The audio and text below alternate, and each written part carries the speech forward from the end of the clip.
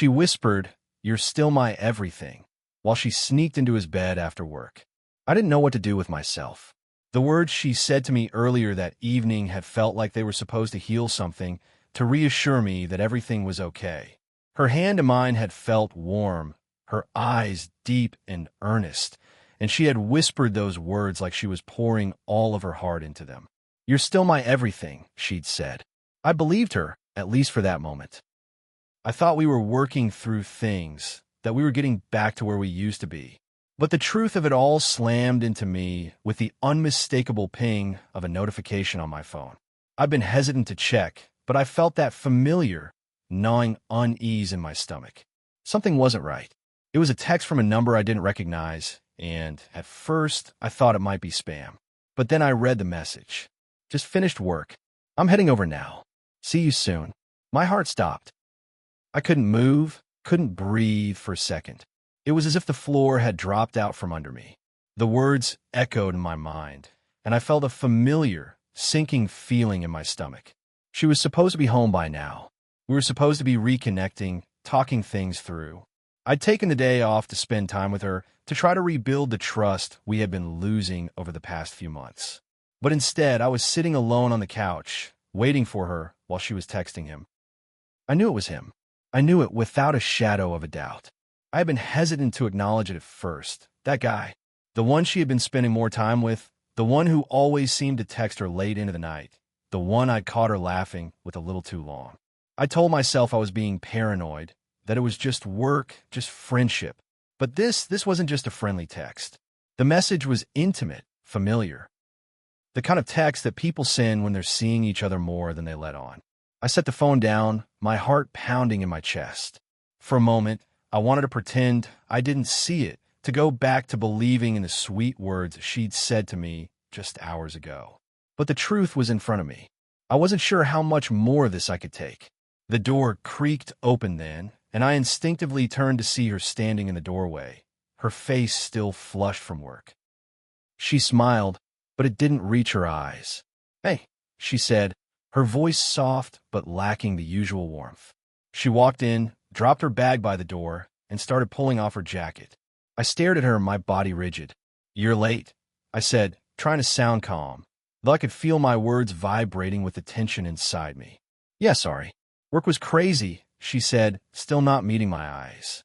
She started walking toward the kitchen to get a drink, but I couldn't let it go. I had to know. I stood up and walked over to her, feeling the anger and hurt rising inside me. I couldn't hold it in anymore. "Who were you texting?" I asked, my voice surprisingly steady despite the fire that was burning inside me. Her hands froze, and I saw her jaw tighten. "Just work," she said quickly, trying to brush past me, but I wasn't letting this slide anymore. "Not this time." "Work," I said, my voice getting louder. "Then why did you just text him that you were heading over to see him?" Her eyes widened, and for a second, I saw panic flash across her face. She opened her mouth, but no words came out. I felt the tears beginning to burn in my eyes, but I refused to cry. I refused to show her that kind of weakness, not after everything she had already put me through. "Him, Amelia. You're still seeing him behind my back, aren't you?" She took a step back, her face falling, and I could see the guilt creeping across her features, too clearly to deny. "Chris, I'm sorry. I didn't know how to tell you," she whispered, looking at the floor. Her hands trembled as she ran them through her hair, and I could tell she was trying to formulate some sort of excuse, some kind of reason for why she was doing this. But it was too late for that. The truth was out. She had already been seeing him. "Tell me what?" I nearly spat. "That you've been lying to me this whole time?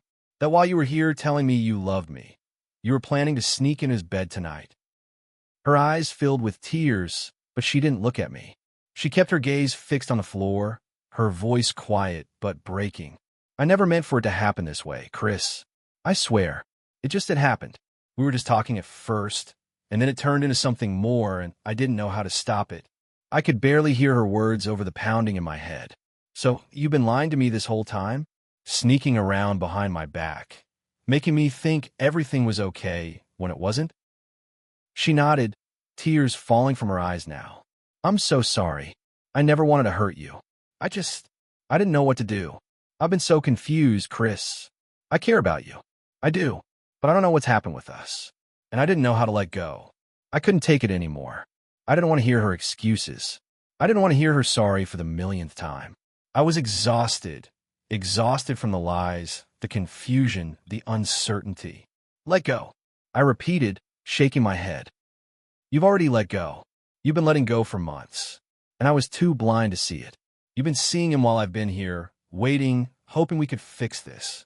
I could feel my chest tightening, my heart cracking. She hadn't just betrayed me. She had been doing this for months, while I'd been trying to fix something that was already broken. She had checked out, emotionally, long before I'd realized it. I don't know how to fix this, Chris, she whispered. I really don't. I took a deep breath, my hands clenched into fists at my sides. I don't think you can. Not this time. I turned away from her, unable to look at her any longer. I needed space, I needed time to think. But more than that, I needed to leave. I had nothing left here. This wasn't a relationship anymore. It was a lie. And I was tired of living in it. As I grabbed my jacket and started toward the door, I heard her sob behind me, but I didn't turn around. I couldn't. I had given her my everything, and in return, she had broken me. The door slammed shut behind me, and I stood outside in the cold night air, trying to catch my breath. I didn't know where I was going or what I was going to do, but I knew one thing for sure. I couldn't go back to her. Not anymore. Not after everything. Part 2. I walked aimlessly, the cold air biting at my skin, but I barely felt it. My mind was a blur of thoughts, each one pushing against the other, fighting for space. I didn't want to feel what I was feeling, but it was there clawing at me. I was angry, hurt, betrayed, and the worst part of it, I didn't know who I was anymore. How could I have been so blind? How could I have not seen the signs? I thought I was a good judge of character, that I could read her, understand her. But now, I realized I'd been living in a lie. I had been the fool, clinging to a version of our relationship that wasn't even real anymore. And I didn't know where to go from here. The streets were nearly empty at this hour, and I was alone with the chaos in my head.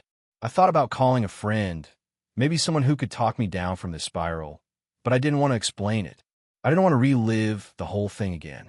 I had already replayed the moment when I first found out in my head 1,000 times.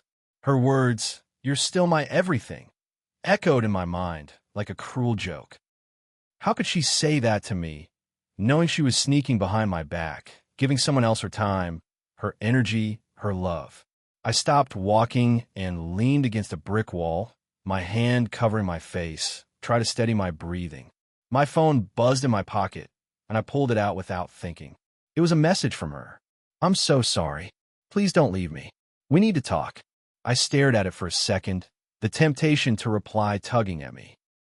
To tell her everything I was feeling, to make her understand what she had done. But what was the point? She had already made her choice. She had already decided that someone else was worth her time, her energy, her love. I stuffed the phone back into my pocket, not bothering to respond. I didn't have the words, and even if I did, I wasn't sure they would make a difference. What was there to talk about? We both knew the truth now. I walked for another hour, letting the night wash over me. It wasn't that I wanted to be out there on my own, but I didn't feel like I could go back to that apartment, to the place where I had been waiting for a love that wasn't there anymore. I kept thinking about what she'd said earlier. "You're still my everything." I wanted to scream it back in her face. If I was everything to her, why was she out there, lying to me, sneaking around? Eventually, I ended up at a diner, the kind of place that never really changes. It was one of those 24-hour joints, half empty, the kind of place where the booze are worn and the coffee is always hot, even if the cups are chipped. I ordered a coffee and sat in the corner, trying to collect my thoughts, but my mind was a tornado, and I couldn't escape the images of her, of him, of them. The waitress refilled my cup, her eyes soft with sympathy, but I didn't have the energy to explain. I didn't want to talk about it. Instead, I just sat there, nursing my coffee, watching the minutes tick by. I kept thinking back to how everything had seemed so perfect just a few months ago. We were planning vacations, talking about the future. But now, I wasn't even sure who I was in her life anymore. And I didn't know if I could forgive her for this. I didn't realize how long I'd been sitting there until my phone buzzed again. Another message from her. Please, Chris. I can't lose you. I'm so sorry. I felt a pang of something, maybe regret, maybe nostalgia, but I pushed it down. I wasn't going to let her words sway me. I couldn't go back to that. To her. The diner was quiet, save for the low hum of the jukebox and the clink of cutlery on plates. I wasn't sure what time it was anymore, but I knew I had to face the inevitable. I had to go home. I had to face her. Or maybe I didn't. I thought about it. About not going back. About packing my things, moving out, leaving her behind for good. I imagined what it would be like to start over, to leave that life, that love behind. But then I thought about all the memories, the vacations we took, the nights we spent talking, the future we had talked about. I couldn't just erase that. Not yet. But the more I thought about it, the clearer it became. I couldn't keep living in this lie. I couldn't keep pretending that everything was fine, that we could just fix things. I had already tried. We had already tried, but the cracks were too deep now. The betrayal wasn't something I could just sweep under the rug. I stood up from the booth, leaving a few bills on the table. The waitress nodded at me, but I didn't look back. I stepped into the cold night again, and this time, I knew exactly where I was going. It wasn't home. I didn't want to face her yet. Not after everything. Not when I was still trying to process it all. Instead, I needed space. I needed to think. The streets felt quieter now, the lights dimmer, and I realized I didn't have a plan, but maybe that was okay. Maybe the first step wasn't about making decisions, but about giving myself the room to breathe, room to heal, room to figure out what I wanted and what I deserved. I didn't know if Amelia and I could ever come back from this. I didn't know if we could rebuild the trust we'd lost. But I knew one thing for sure. I couldn't stay in this relationship if it was built on lies. And tonight, I was going to take the first step toward finding out who I was without her. I didn't know where that would take me, but it had to start somewhere.